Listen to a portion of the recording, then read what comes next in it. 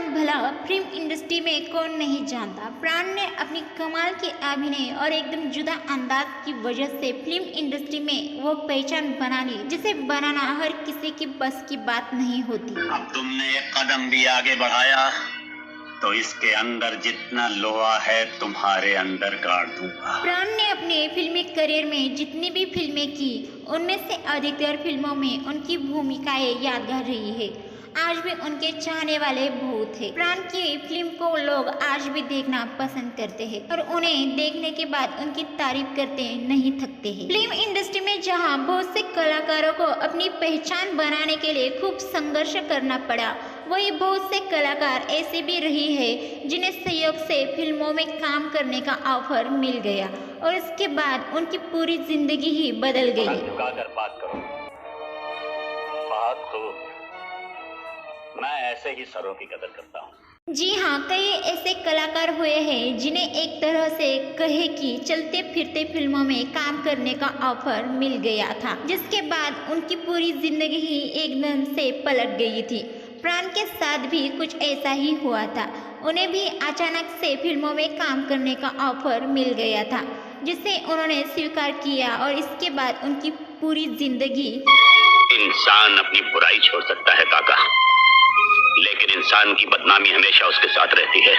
ऐसे नहीं रह गई जैसे कि पहले हुआ करती थी। फिल्मों में प्राण ने काम करना क्या शुरू किया, इसके बाद तो वो रातों रात ही सुपरस्टार बन गए। अब बात करते हैं कि प्राण को आखिर फिल्मों में काम करने का ऑफर मिला कैसे। आपको शायद ये जानकर हैरानी होगी कि प्राण कभी कोई ऑडिशन देने के लिए किसी के पास नहीं गए थे, न ही प्राण ने किसी से फिल्म में काम करने देने के लिए अनुरोध किया था। प्राण को तो फिल्म करने का ऑफर एक पान की दुकान पर मिला था। बिल्कुल, प्राण शायद बॉलीवुड में एकलौते ऐसे अभिनेता होंगे जिन्हें काम करने का ऑफर किसी स्टूडियो या होटल में न मिलकर एक पान की दुकान पर मिला था। इस ऑफर को प्राण ने इस तरह से बुनाया और इतनी लाजवाब एक्टिंग अपनी फिल्मों में की कि धीरे धीरे वो फिल्म इंडस्ट्री में पूरी तरह से छा गए। हर और केवल उनका ही नाम सुनाई देने लगा। बुलंद आवाज और खास अंदाज के चलते अपने विशेष तेवर के लिए विख्यात अभिनेता प्राण का नाम खास तौर पर सामने आता है। दिल्ली में जन्मे प्राण का पूरा नाम प्राण कृष्ण सिकंद था। उनके पिता लाला कृष्ण सिकंद केवल एक सरकारी ठेकेदार थे। प्राण खुद भी कम आकर्षक नहीं थे, लेकिन उनकी दिल की ख्वाहिश कैमरे के पीछे रहकर फोटोग्राफी करने की ही थी। लाहौर में उन्होंने बतौर फोटोग्राफर भी काम किया, लेकिन यह संयोग था कि कैमरे को शायद उनकी शक्ल सूरत ज्यादा पसंद आ गई और वो कैमरे के आगे आ गए। हमारी जेल से संगीन कैदी जो बाहर गया है, उसने तुम्हारे दरबार में दुआ मांगी है, तो यही दुआ मांगी है कि अगर दोबारा जेल जाए तो रघुवीर सिंह की। सन 1940 में उन्हें इमला जट नाम की पंजाबी फिल्म में पहली बार अभिनय करने का मौका मिला। आवाज और तेवर के मालिक प्राण की उपस्थिति इतनी सराहनीय गई थी कि उन्हें लगातार काम मिलता गया। लाहौर में उन्हें ज्यादातर नकारात्मक किरदार ही मिलते थे, लेकिन पहली बार दिलसुख पांचोली ने हिंदी फिल्म खानदान में बतौर नायक मौका दिया। इस फिल्म में उस दौर की मशहूर अदाकारा और गायिका नूर जहां उनके संग नायिका बनी थी। आज़ादी से पहले तक प्राण ने लाहौर में करीब 22 फिल्मों में काम किया। आज़ादी और बंटवारे के बाद वो मुंबई आ गए।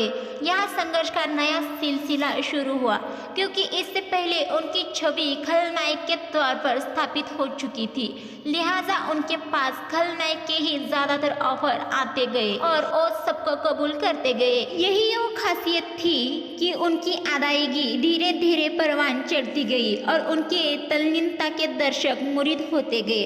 प्राण जिस किरदार को निभाते उसमें वो पूरी तरह से डूब जाते थे। कहते हैं कि शूटिंग में ब्रेक के दौरान भी वो अपनी ड्रेस नहीं बदलते थे। इस दौरान उन्होंने ये नहीं सोचा कि खलनायक का किरदार नफरत करने वाला होता है या प्यार करने वाला। बस किरदार की जिंदगी को संदगी से जीने में विश्वास करने लगे, क्योंकि उनका मानना था कि जब तक ड्रेस में रहना होता है तब तक उस किरदार को वो दिल से महसूस करते रहते हैं। ये भावना कैमरे के आगे उस चरित्र को निभाने में सहायता पहुंचाती है। प्राण के साथ कई फिल्मों में अभिनय कर चुके रजा मुराद के शब्द है, मैं समझता हूँ कि उनके जितना मेहनती, लगनशील और वक्त का पाबंद कोई इंसान नहीं देखा। वो मेकअप करके सुबह 9 बजे से ही सेट पर आकर बैठ जाते थे, क्योंकि उस समय स्टूडियो में सेंट्रली एयर कंडीशन नहीं होते थे। बहुत गर्मी और उमस होती थी, फिर भी प्राण साहब दाढ़ी मूछ लगाकर अपने मोटे कॉस्ट्यूम के साथ समय पर सेट पर पहुंच जाते थे। एक शिकन भी नहीं होती थी उनके चेहरे पर। बिस्किट पीने में मजा क्यों नहीं आ रहा है? डालना भूल गया था। बाद के दौर में उनकी शैली को और भी कई कलाकारों ने भी अपनाने की कोशिश की। आंकड़ों के मुताबिक प्राण ने करीब 400 फिल्मों में काम किया था।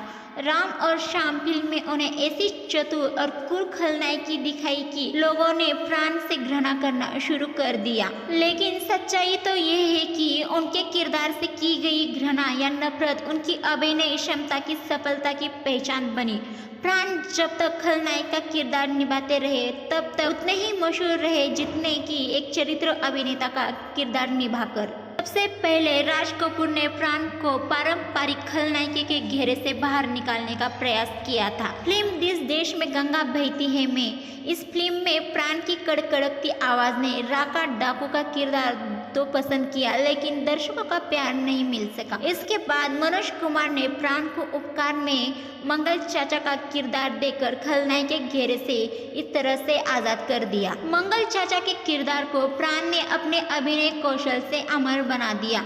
मनोज कुमार की ज्यादातर फिल्मों में प्राण खलनायक से कई ज्यादा चरित्र भूमिका निभाते थे। में रहकर मगर से दुश्मन था, हम इससे डबल गेम खेल रहे हैं। मसलन शहीद, पूर्व और पश्चिम, बेईमान, सन्यासी, 10 नंबरी, पत्थर के सनम आदि फिल्मों में। 1973 में एक फिल्म आई जंजीर, अमिताभ बच्चन की इस पहली हिट फिल्म में शेर खान का किरदार प्राण के निभाए चरित्र किरदारों में से सबसे बेहतरीन किरदार माना जाता है। आगे चलकर अमिताभ बच्चन के साथ उनकी कई फिल्में सफल हुई, जैसे डॉन, अमर अकबर एंथोनी, मजबूर, दोस्ताना, नास्तिक, कालिया और शराबी। प्राण में आज तक न किसी ने नौकरी की है और न कोई करे। प्राण इतने लोकप्रिय थे कि फिल्मों में कास्टिंग के दौरान पर्दे पर सबसे आखिरी में एंड प्राण लिखा आता था, ताकि दर्शकों को ये नाम अलग से दिखाई दे। कोई संयोग नहीं कि उनकी इसी अहमियत को देखते हुए उनके जीवन पर पुस्तक का नाम भी एंड प्राण रखा गया, जिसके लेखक बनी रूबेन है।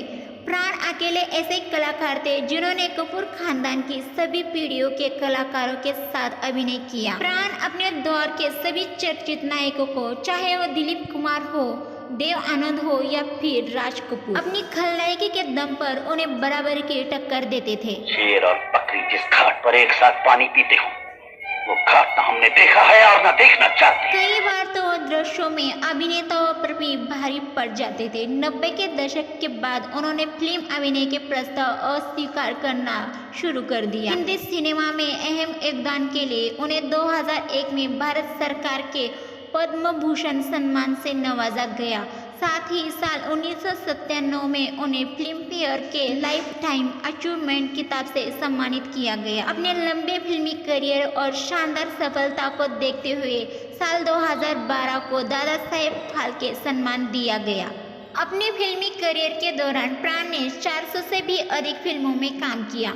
आपको यह जानकर ताज्जुब हो सकता है कि प्राण ने जितनी भी फिल्में की उन सभी में प्राण का लुक अलग अलग देखने को मिला, जहां उन्होंने हमेशा ही अपने लुक के साथ एक्सपेरिमेंट किया और किसी भी फिल्म में उनका लुक रिपीट नहीं हुआ।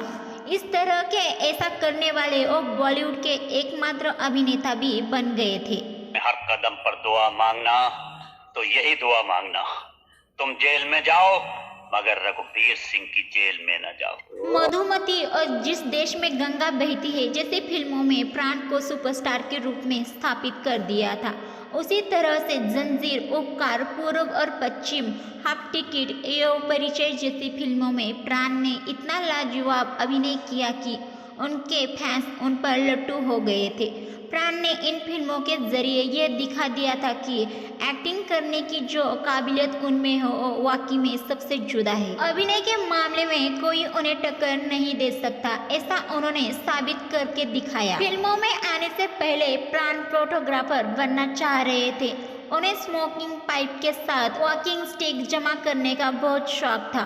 वे कहते थे कि 100 साल से पहले नहीं मरेंगे, लेकिन अफसोस की बात यह रही कि इससे पहले ही उन्होंने इस संसार को अलविदा कह दिया। 12 जुलाई 2013 को इस शानदार अभिनेता ने प्राण त्यागे। इलाके में नए आए हो साहब, वरना शेर खां को कौन नहीं जानता। अपनी फिल्मों में लाजवाब अभिनय की वजह से प्राण आज भी अपने प्रशंसकों के दिलों में जिंदा है। और बेहतरीन अभिनेता होने के साथ साथ वो एक अच्छे इंसान भी थे, जो दूसरों के बारे में भी खूब सोचते थे। आपको हमारे द्वारा प्राण का ये सफ़र कैसा लगा वो हमें कमेंट करके ज़रूर बताइए। साथ ही में मेरे चैनल को सब्सक्राइब, वीडियो को लाइक ज़रूर कीजिए।